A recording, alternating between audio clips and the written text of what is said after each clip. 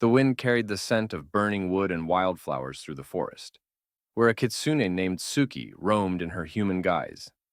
Her 9 tails shimmered in the moonlight, hidden from the eyes of mortals.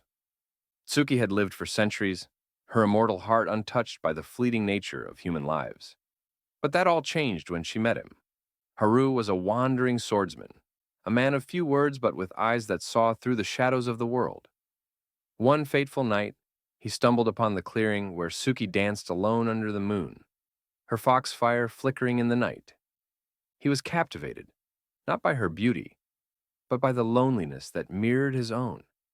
For weeks, they met in secret. Tsuki, once guarded and aloof, found herself drawn to Haru's kindness and strength. He, in turn, found solace in her presence, in the way her laughter echoed through the trees, and how her touch felt like a spark of life in his weary soul. Their love blossomed, though it was bound by the inevitable truth. Tsuki was a creature of magic, and Haru was a mortal bound to time. But Haru's life was not his own. He was a warrior, once a loyal servant of the emperor, now a fugitive marked for death. The emperor, a tyrant feared throughout the land, had discovered Haru's betrayal, a refusal to carry out an order that would have led to the slaughter of innocents. Haru knew the emperor's wrath would soon catch up to him, but he refused to tell Tsuki. He could not bear the thought of losing her, even for a moment. One night, as they lay beneath the stars, Tsuki asked, "Haru, would you leave this world to be with me forever?"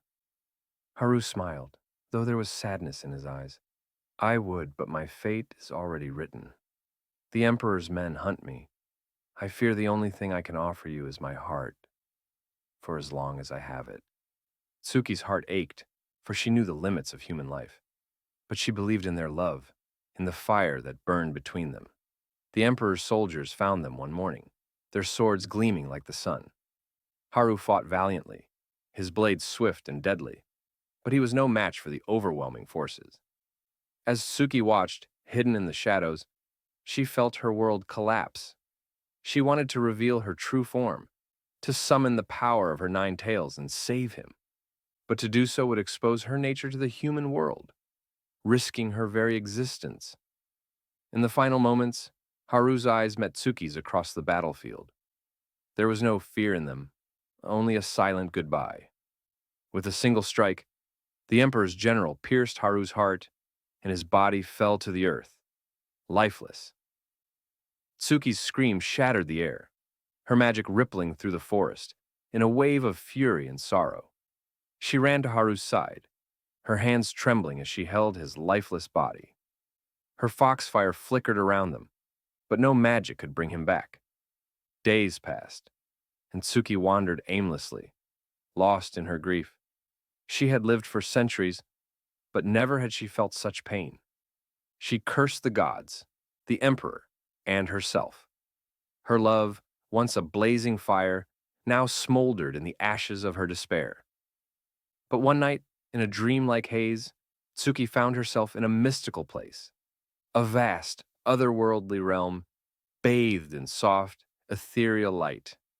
The air was thick with the scent of jasmine and sandalwood, and the stars above shimmered like the reflections of lost souls. There, beneath a towering tree with golden leaves, stood Haru. He looked as he had in life, strong, proud, and full of love. Tsuki's breath caught in her throat, her 9 tails fluttering as she approached him.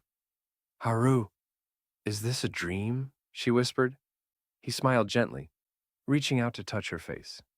His hand was warm, real. "No, Tsuki. This is the space between worlds, where souls who are bound by love find each other once more." Tears welled in Tsuki's eyes. "But you're gone. I couldn't save you." Haru shook his head. "You saved me, Tsuki. In the time we had together, you gave me a life worth living. And now, in this place, we are free from the chains of fate and time." They embraced, and as their hearts beat together, the stars above seemed to dance. In this mystical realm, they were no longer a mortal and a kitsune, bound by the laws of nature. Don't forget to like and subscribe.